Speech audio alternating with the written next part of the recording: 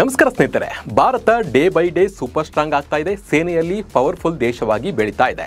Military ಶಕ್ತಿಯಲ್ಲಿ 4ನೇ ಸ್ಥಾನದಲ್ಲಿರುವ ಭಾರತ ಈಗ ವಾಯುಪಡೆಯಲ್ಲಿ ಚೀನಾವನ್ನು ಹಿಂದಿಕ್ಕಿದೆ. ಎಲ್ಲದಕ್ಕಿಂತ ಹೆಚ್ಚಾಗಿ ಇಂಡಿಯನ್ ಏರ್ಫೋರ್ಸ್ಗೆ ದೇಶಿ ಶಕ್ತಿ ಹೆಚ್ಚಾಗಿದೆ. ಹೌದು, ನಮ್ಮ ದೇಶದ HAL ನಿರ್ಮಾಣ ಮಾಡಿರುವ ತೇಜಸ್ MK-1A ಯಶಸ್ವಿಯಾಗಿ ಹಾರಾಟವನ್ನು ನಡೆಸಿದ್ದು ಭಾರತಕ್ಕೆ ಸೂಪರ್ ಪವರ್ ಬಂದಿದೆ. ಹಾಗಿದ್ರೆ ಭಾರತದಲ್ಲಿ ಎಷ್ಟು ಯುದ್ಧ ವಿಮಾನಗಳು ಇವೆ? ಹಾಗೆ ಈ ಹೊಸದಾಗಿ ಸೇರಿರುವ ತೇಜಸ್ MK-1A ಎಷ್ಟು ಪವರ್ಫುಲ್? ಚೀನಾವನ್ನು ಭಾರತ ಹಿಂದಿಕ್ಕಿದ್ದು ಹೇಗೆ? ಇವೆಲ್ಲವನ್ನು ನೋಡ್ತಾ ಹೋಗೋಣ. ನಾನು ನಿಮ್ಮ ಶಿವರಾಜ್ ಬಾಣಂಕಿ. ನೀವು ಸುದ್ದಿಯಾನದ ಸಬ್ಸ್ಕ್ರೈಬರ್ ಆಗೋದನ್ನು ಮರಿಬೇಡಿ.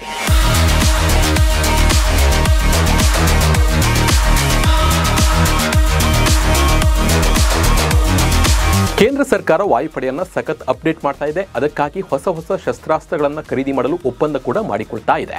ಅದರಲ್ಲೂ ನಮ್ಮ ದುಡ್ಡು ವಿದೇಶದ ಪಾಲಾಗೋದು ಬೇಡ, ನಮ್ಮ ಹಣವನ್ನು ನಮ್ಮ ಸರ್ಕಾರಿ ಸಂಸ್ಥೆಗಳಿಗೆ ಹೋಗಲಿ ಅಂತ ದೇಶಿ ಯುದ್ಧ ವಿಮಾನಗಳಿಗೆ ಒತ್ತನ್ನು ನೀಡುವ ನಿಟ್ಟಿನಲ್ಲಿ HAL ಜೊತೆ ಡೀಲನ್ನು ಮಾಡಿಕೊಳ್ಳಲಾಗಿದೆ.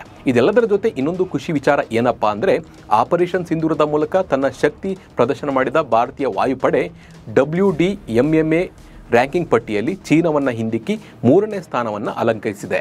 ಈ ಪಟ್ಟಿಯಲ್ಲಿ ಅಮೆರಿಕ ಮೊದಲ ಸ್ಥಾನದಲ್ಲಿದ್ದರೆ, ರಷ್ಯಾ 2ನೇ ಸ್ಥಾನವನ್ನು ಪಡೆದಿದೆ, ಭಾರತ 3ನೇ ಸ್ಥಾನದಲ್ಲಿದೆ. ಹಾಗೆ ಚೀನಾ 4ನೇ ಸ್ಥಾನಕ್ಕೆ ಕೆಳಮಟ್ಟಕ್ಕೆ ಹೋಗಿದೆ.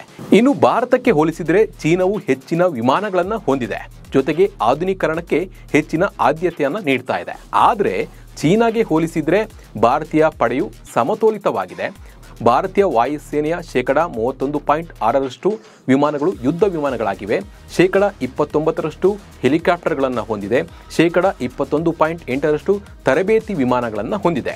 ಇನ್ನು ಚೀನಾದ ವಾಯುಸೇನೆಯ ಒಟ್ಟು ಸಾಮರ್ಥ್ಯದ 52.9% ಯುದ್ಧ ವಿಮಾನಗಳಾಗಿದ್ದರೆ 28.4% ತರಬೇತಿ ವಿಮಾನಗಳಾಗಿವೆ ಅಂತ ಹೇಳಿ WDMMA ವರದಿಯನ್ನು ನೀಡಿದೆ.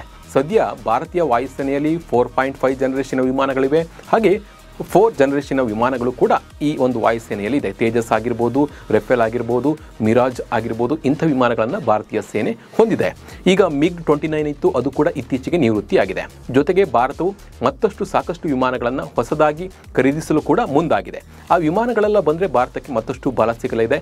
ಆದರೆ ಈಗ ಒಪ್ಪಂದ ಆಗಿರೋದ್ರಲ್ಲಿ LCA MK-1A ಅಂದರೆ ತೇಜಸ್ MK-1A ಯುದ್ಧ ವಿಮಾನ ಇದೇ ಅಕ್ಟೋಬರ್ 17ರಂದು ಯಶಸ್ವಿಯಾಗಿ ಹಾರಾಟವನ್ನು ನಡೆಸಿದೆ. ಕೆಲ ದಿನಗಳಲ್ಲಿ ಅದು ವಾಯುಸೇನೆಗೆ ಸೇರ್ಪಡೆ ಆಗಲಿದೆ.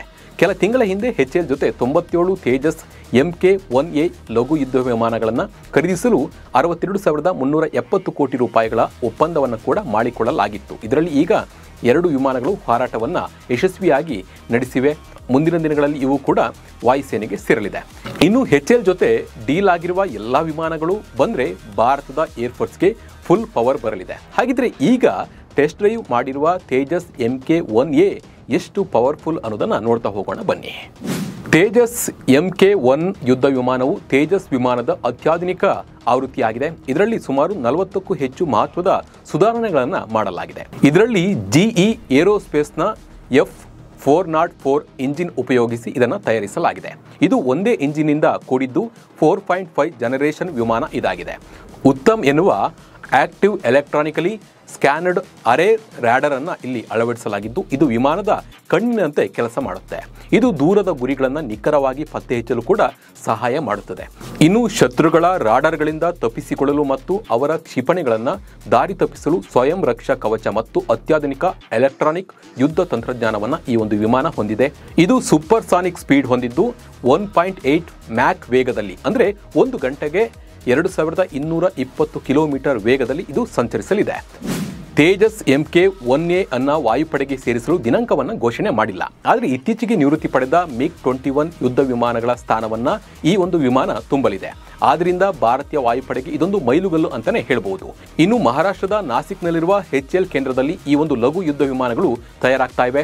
2034ರವರೆಗೆ HAL ಒಟ್ಟು 180 ವಿಮಾನವನ್ನು ಪೂರೈಸಬೇಕಾಗಿದೆ. ನಾಸಿಕ್ನಲ್ಲಿರುವ HAL ವಿಮಾನ ಉತ್ಪಾದನಾ ವಿಭಾಗವು ಪ್ರತಿ ವರ್ಷ 8 ಯುದ್ಧ ವಿಮಾನಗಳನ್ನು ತಯಾರಿಸುವ ಸಾಮರ್ಥ್ಯವನ್ನು ಹೊಂದಿದೆ. ಇದರ ಹೊರತಾಗಿ ತೇಜಸ್ನ 2 ಉತ್ಪಾದನಾ ಘಟಕಗಳು ಬೆಂಗಳೂರಿನಲ್ಲಿದ್ದು ಪ್ರತಿ ವರ್ಷ 16 ಯುದ್ಧ ವಿಮಾನಗಳನ್ನು ತಯಾರಿಸಲು ಪ್ಲಾನ್ ಮಾಡಲಾಗಿದೆ. ಈ ರೀತಿಯಾಗಿ ನಾಸಿಕ್ನ ಉತ್ಪಾದನಾ ಘಟಕ ಪ್ರಾರಂಭವಾದ ನಂತರ ಪ್ರತಿ ವರ್ಷ 24 ಯುದ್ಧ ವಿಮಾನಗಳನ್ನು ತಯಾರು ಮಾಡಲಾಗುತ್ತೆ. ಈ ಬಗ್ಗೆ ನಿಮ್ಮ ಅನಿಸಿಕೆ ಮತ್ತು ಅಭಿಪ್ರಾಯವನ್ನು ಕಮೆಂಟ್ ಮೂಲಕ ತಿಳಿಸಿ. ನಮಸ್ಕಾರ.